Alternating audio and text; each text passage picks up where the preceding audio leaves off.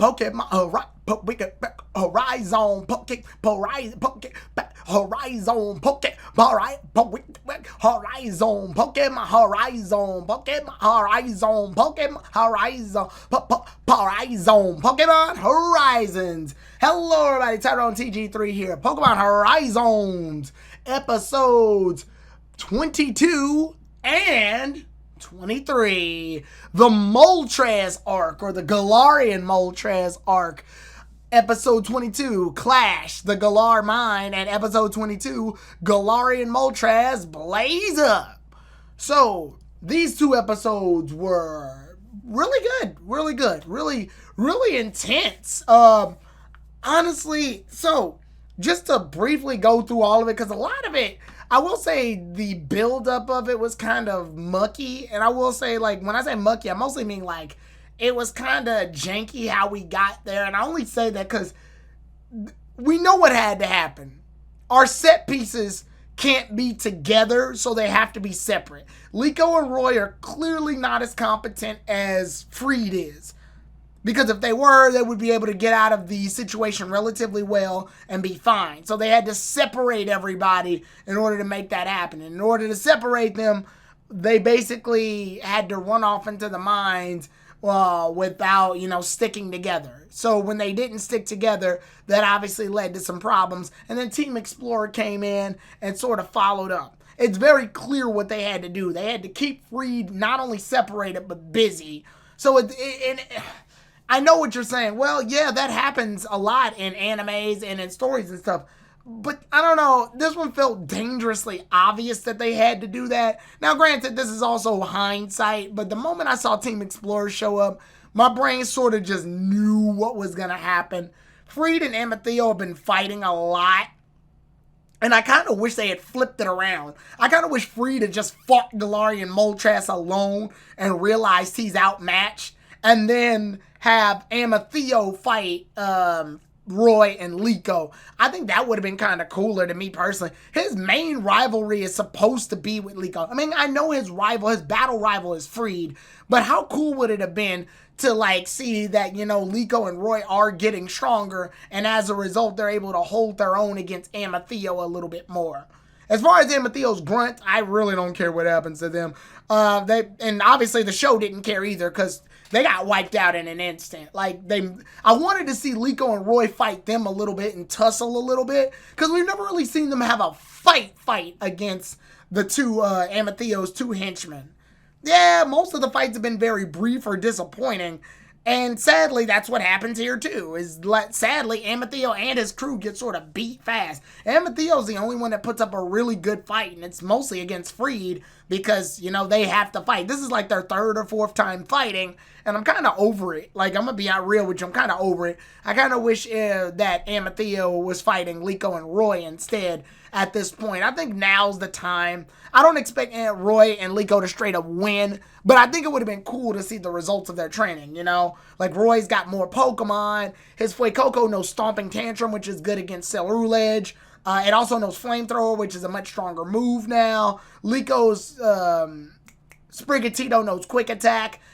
Stronger Leafage now. It would have definitely been cool to see them fight off against also Liko's got Hatena now. So yeah, it would have been really cool to just see a fight between them, an all-out fight between them against Amethyst. And obviously the fight wouldn't last forever. Freed could be losing, and then that ends up transitioning. But what we got instead was pretty cool too. Mostly for Captain Pikachu. Captain Pikachu put up a really good fight against Galarian Moltres. He held his own. Because he spent most of the fight protecting Liko and Roy.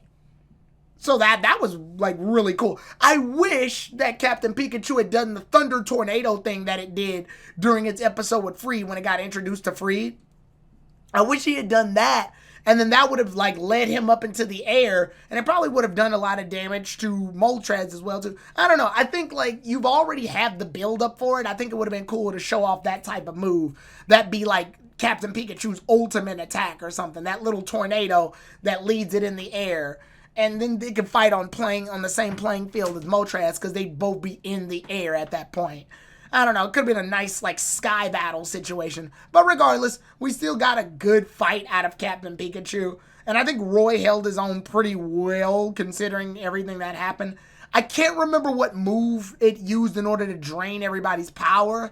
I think I want to say it's almost like Oblivion Wing, but it's not. I think it's Strength Sap. I want to tell myself it's probably Strength Sap. Yeah, they all got weakened at some point, and I like that Roy bust through with willpower, and that convinced everybody else to, like, break through. I do also like that Hatena is able to sense Galarian Moltres' feelings, and it got sad. I kind of wish it played a little bit of a bigger role, but it's just a baby right now, so I don't expect it to be doing some crazy stuff. And then in the next episode, they're licking their wounds. I do not like the transition between the last episode and that episode, because it leaves us on this cliffhanger where Liko and Roy escape, and then the cave is like crashing in on itself, but we never see how everybody gets out. Freed and Amethyst just leave. And Amethyst is just put in the background for literally the whole second part of the episode. For the whole second episode, him and his henchmen do nothing. They're just watching the whole time. It's almost like the animators didn't want to be bothered with dealing with it. And I kind of wish that Amethyst and his, like, the Team Explorers had worked together with the Rising Volt Tacklers, and they could have done like a crossover fight between Moltres. That would have been way cooler than what we got. I mean, granted, we still got something pretty cool, but I'm kind of on the fence about the pendant sort of Deus Ex Machinaing them out.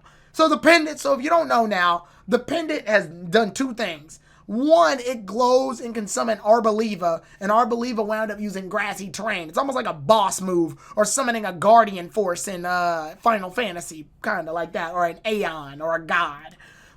It used grassy terrain, which powered up Sprigatito, and then made the leafage stronger.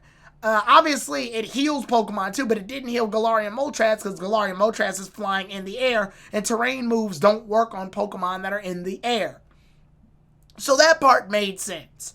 And then, obviously, when it wound up using its last leafage, along with Sprigatito's, like, sweet scent, I guess, to calm it down, it did work. And honestly, I do like the approach that their goal wasn't to beat it, it was to calm it down. That makes sense. That's fine. I accepted that. Terapagos is now free, and yes, this thing is Terapagos, it's just not its final form. Terapagos is free now. And because it's free, it's just not on Liko's pendant anymore. It's just out and about now. So I'm guessing a lot more is going to be like researching what Terapagos is. The Pokedex couldn't scan it, nor could it scan Moltres for that matter, which is weird. I don't know why it wasn't able to sense Galarian Moltres, if anything. I'm guessing in this series, Galarian Moltres just isn't identified yet. It was only rumored. Or maybe Galarian Moltres only took place in Galar, like, back in the day. But it was, like, maybe it's extinct. I don't know why, but the Pokedex just can't do anything about that Galarian Moltres thing, which was kind of weird. But then after Galarian Moltres is revealed to be one of, I think his name is Lucius? Anyway, after he's discovered to be a past Pokemon, we learn a bit more about it. And we learn more about Lucius, too. And then it goes back into the ancient Pokeball. So now Liko has another Guardian. I'll call him Guardian Pokemon for now. Has another Guardian Pokemon. Now she has Arboliva and Galarian Moltres in her arsenal. And some people have been saying you can argue these are her captures. I don't really want to say these are her captures. These are Lucius's Pokemon. They're just time sealed. And they're pretty much companions. They're helping Liko out for the time being as of right now. Like they're temporary.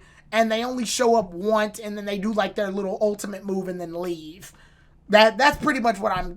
it's almost like a video game at this point. I feel like that's what they're most known for. They're like a video game. And since they're ancient Pokeballs, they can only use up so much energy before they have to return back. That's my headcanon. Obviously, there's going to be episodes that probably prove that wrong later on in time. But that's the headcanon I've chosen to take as of right now. Again, they really dropped the ball with Team Explorers, though. Amethyst and the others having nothing to do. And then Amethyst coming in at the last minute and going, I will capture that Pokemon. I'm just like, you could have, helped.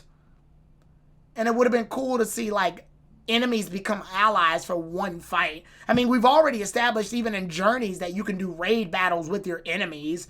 I mean, Amethyst, Freed, Liko, Roy, like all of them could have fought Galari and Moltres together, but they opted to not do that, and I'm not gonna lie, it was kind of lame. But either or, I still think it was fine in terms of like the preparation. I like the idea that everybody served a purpose. I like that Roy didn't falter. You can clearly see out of the two, Roy is outwardly getting stronger than Liko. Liko's strong in other like fields, but Roy's openly getting stronger. You can see that he's definitely leagues beyond what he was when he started. And we're only on episode like what, 22 at this point, and Roy's already got his Pokemon relatively powerful up to this point. So yeah, like, and he even used Watch Roll in this episode, which I thought was kind of cool. Hatenna being able to sense Moltres' feelings, like I said, that was pretty cool too. So I guess in the next episode, we're going to be discovering a little bit more about Terapagos.